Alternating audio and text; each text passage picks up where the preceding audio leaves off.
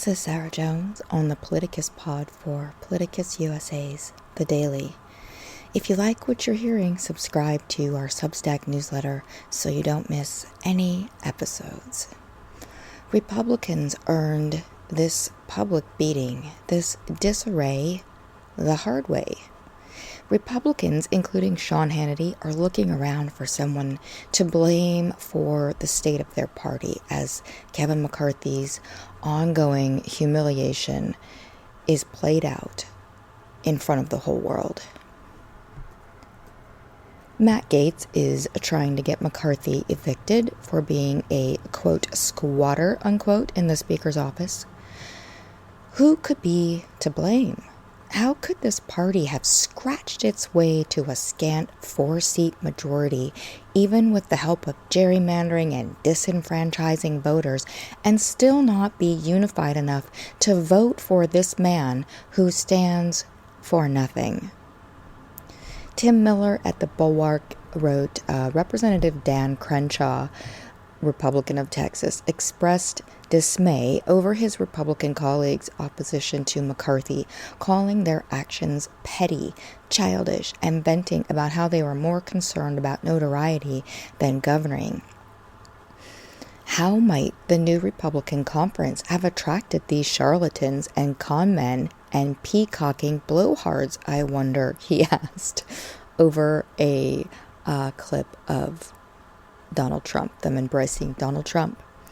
So, yeah, prostrating themselves before Donald Trump for 6+ years, including after he incited a domestic terrorist attack on his own country in a desperate attempt to keep power, is a big reason why they can't attract or keep anyone with integrity now. And while people have criticized me for saying this, the Liz Cheney being pushed out of this party, while I don't agree with her on most of her policy stances, the fact that she stood up for democracy when it really mattered is really important. And we're kind of at this place where we don't have the luxury of having a great debate about ideas. We're at this point where we have to side with people who are going to take a stand to protect this country from this ongoing assault by Republicans. So, Liz Cheney looks like a person of integrity. And while we don't have to agree with her policies, it's important to look around at this Republican Party that kicked her out because she stood up for her country. That's where they are right now. So they attract the George Santos types now, and the Marjorie Taylor Greenes and the Lauren Boebert types. These are not serious people. Let's go back to 2016 and Donald Trump, back when the whole world found out that Trump was an admitted serial sexual assaulter, caught on tape, bragging about it. He mocked a Gold Star family. He mocked a reporter with a disability. He did all of those things on video. So it wasn't a he said, she said situation. Yet all of these things were made acceptable in an effort to use Donald Trump to keep power. See, everyone is always blaming Donald Trump, but somebody behind the scenes, a lot of people with a lot of money, no doubt, and a lot of power, worked to make this man acceptable because they thought he was their ticket to power, to getting things like tax cuts for the rich, to getting Roe overturned. Those people embraced Donald Trump, knowing exactly who he was. So who was behind using Trump as a fake populist puppet to keep power? And what kind of base has been so primed for embracing an ideology that tells them it's not only okay to hate and do horrible things, but it's nothing to even feel bad about? A rejection of shame. The same base that fell in love with Sarah Palin in 2008 because she attacked then Senator Barack Obama with racist dog whistles, not in spite of, but because of.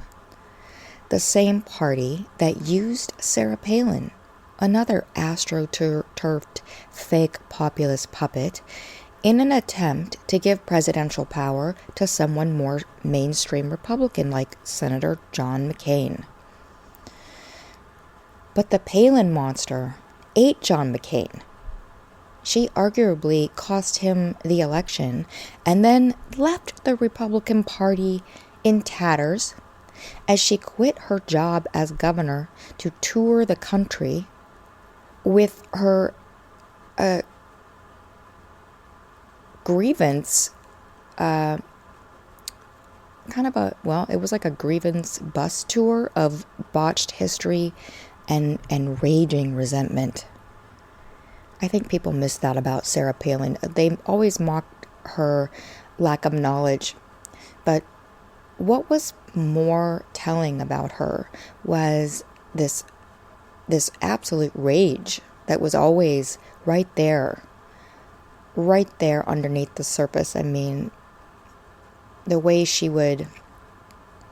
herself called herself the pit bull, and that's the energy that she brought, and the base loved that.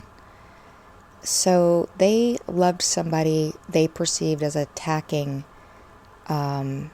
their political opponent over really things that weren't even true. Because remember back then, I mean, for people who weren't paying attention back then, she accused Barack Obama of, quote, palling around with terrorists, unquote. Now look at what this party has become. Of course, that accusation was not even true. It was based on like one group meeting in someone's living room of someone who long ago he had become a professional, but long ago had been a kind of I believe a left-wing radical. I didn't do a research on all this to make sure I'm telling, so I'm not going to get into the details. But the point is that the same party now are being led by literally someone who incited a terrorist attack on his own country that was deadly. So none of these things, it didn't matter if it was true. It only mattered if it made them feel good.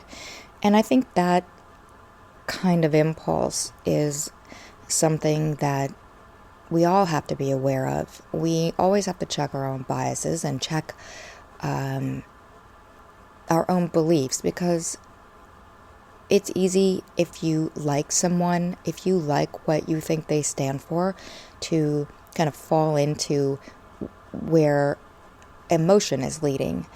And emotion does lead voters. I mean, we all like to pretend that it doesn't, but it does. And this is a prime example of that. So that is something we all want to check in ourselves to make sure that we're not being misled. These kind of fake populist puppets do appeal to people, all people, not just Republicans. It's just that the people that they picked were empowered by the people behind the scenes. And so we're going through these cycles where over and over again they pick this astroturfed fake populist puppet, and then the unraveling event, inevitably happens, and we all have to go along for the ride while they learn that, oh, this person isn't what we were told they were, but thanks for all the policies and the hate that you stirred up. We'll move on. Who's next? Marjorie Taylor Greene has been elevated in the House, so that just shows where are they going. It just keeps getting worse. I mean, Marjorie Taylor Greene is arguably worse than Donald Trump. Instead of turning their backs on Sarah Palin, they used her for every ounce of anger she could stir up in her Tea Party base to weaponize them against affordable health care for the masses. And predictably, she melted down in a sea of anti-Semitic self-pity, claiming that accusations against her were blood libel, when her delusions about God picking her to be president, she did actually believe that, didn't pan out. Her Fox News hits dried up, and reality TV show offers eventually withered into dust. They went on for far too long. Everybody buys into this hype, and it's AstroTurf. It's not even... Did she have a rabid fan base? Absolutely. Does Donald Trump? Absolutely. We see that. But a lot of that is based on falsehoods, on these false promises of what these folks represent. So, do we see a trend there? This kind of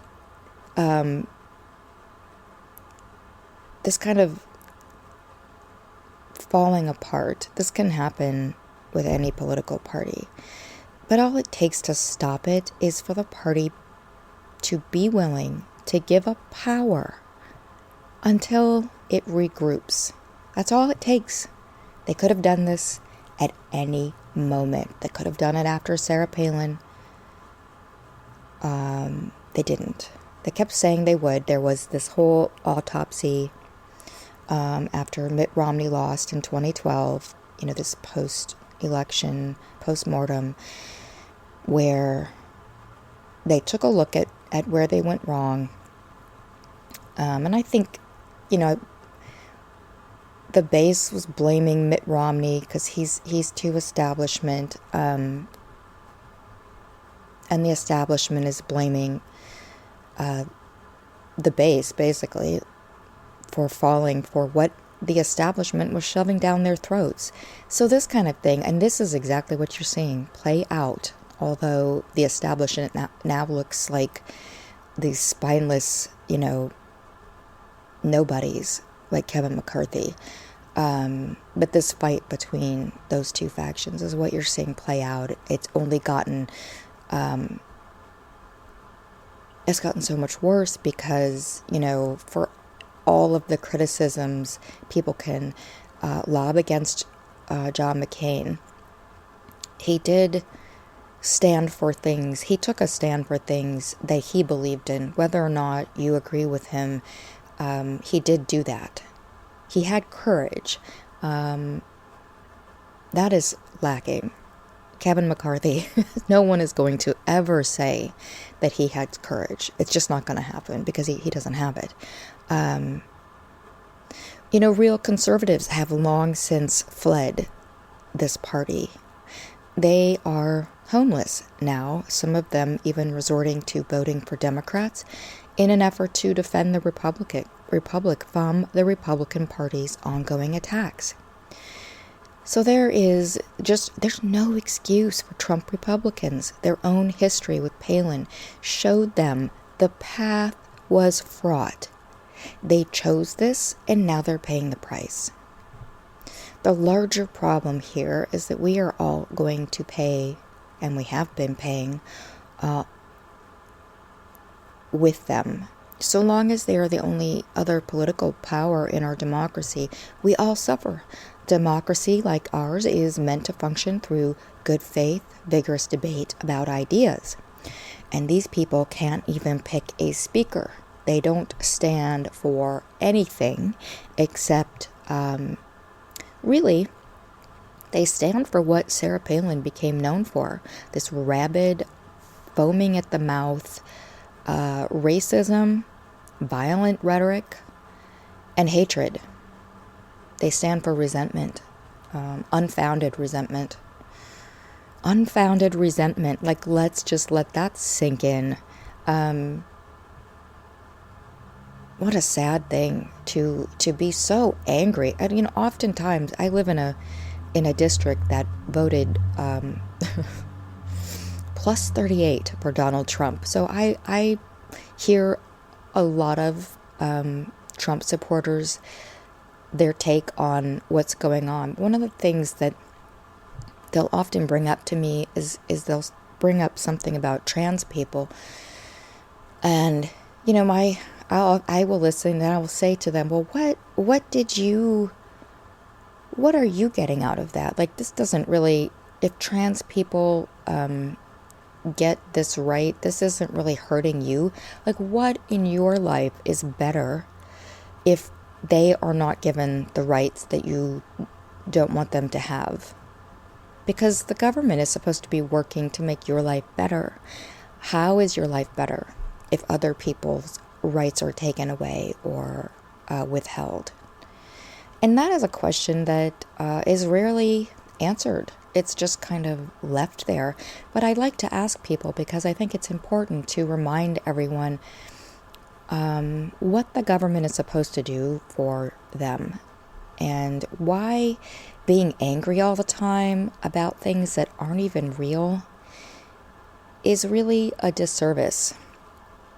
It is a disservice that their party is feeding them this, and it's also a disservice to their fellow Americans that they keep falling for this. Because, look at us, we're all paying. Every day Republicans spend undermining the U.S. House of Representatives is a day the work for the people is not getting done, and a day that we signal to the world how dysfunctional Western democracy appears to be. Both are great gets for Putin, and that is to say, not good for us. Republicans have no one to blame but themselves. They had every chance to be better, but they failed. The fact that Donald Trump is still the leader of their party 2 years after a deadly failed self-coup that eventually resulted in the deaths of several police officers says everything about their current state. So they have no one to blame but themselves. This is Sarah Jones on the Politicus Pod for Politicus USA's The Daily. And if you are tired of this kind of astroturfing fake populism controlling the news that you see, and you want to be part of this movement supporting news for the people, subscribe to our Substack and share it on your social channels. Thank you so much, and I will talk to you tomorrow.